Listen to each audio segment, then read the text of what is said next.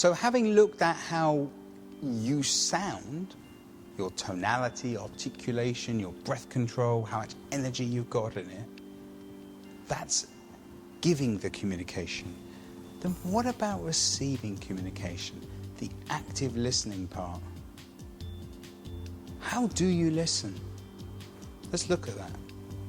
So, the difference between communication and really effective communication is active listening. Now, there's a big difference between what I call active listening and just hearing. If you don't work at listening, just information will go past you. You must have had a time where somebody, let me ask, who's married in here? Okay. Do you mind if I pick on you? All right. Have you ever said to your husband, "You're not listening to me"? Okay. Has he ever said, "I told you that"? Oh no, you've told him. Okay, so you've said to him, "I told you this," and he's gone, "No, you didn't." Yeah. Did you tell him? Okay. Do you think he heard but didn't understand or didn't listen properly? Great. What was he doing at the time? He was watching the football. What do you reckon? That could be part of it. So often people talk at us and we don't really listen. I've got to tell you, if I'm focusing on something, people will tell me that they've told me something and I will swear blind, didn't hear it. Because I literally wasn't listening. I was focusing on that. So if you're communicating with somebody, be aware that the person you're talking to have to listen. So, get their attention, make sure that they are listening, because if you just talk at someone and they're not listening to you, you've got no chance of really being understood. So, first things first, if you're talking to someone on the phone and you're at work, no distractions, have a clear desk. Don't be doing something on the computer. Yeah, what was that? Oh, don't know. It's down to you to make sure, A, the other person listens to you, and when you're talking to somebody, you listen to them. Have a pen and pad handy for quick note-taking. Look at anything you need for that call. So if you've got directories or manuals or whatever, have it relevant. Letters that you're talking about.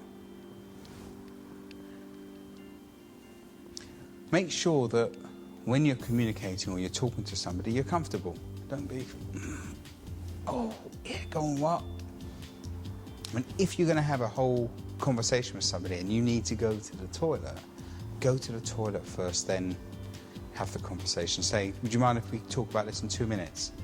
Don't just go, "Oh, yeah, okay, good." Because by the time you've had your moment of solitude, shall we say, you'll have forgotten what they said. You will. Anyone need the loo, by the way? Okay, so let's do these last bits and then we'll... Oh, do you need it that urgently? Fine, good. That's an example of exactly what we're talking about. Have to have a comfortable position. So, be aware of your surroundings. If you've got the radio on next to you, you're not going to hear what that person's saying. If you're by an open window and the traffic's shooting by, they're not going to hear what you're saying.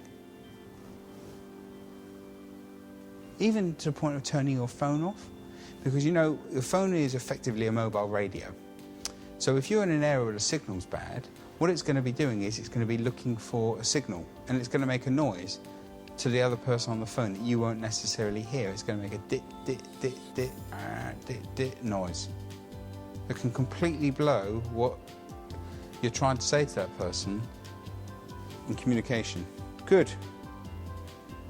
And then focus 100% about what that person's saying. Don't try and multitask. Don't be doing something else. Yeah. Don't be on Facebook reading what's on Facebook. How can you read what's on Facebook and listen to what someone's saying? It's not doable, is it? Okay, good. Let's use this as a break, so anybody that needs the loo can do so. But then we're going to come back and look at paying 100% attention. Good.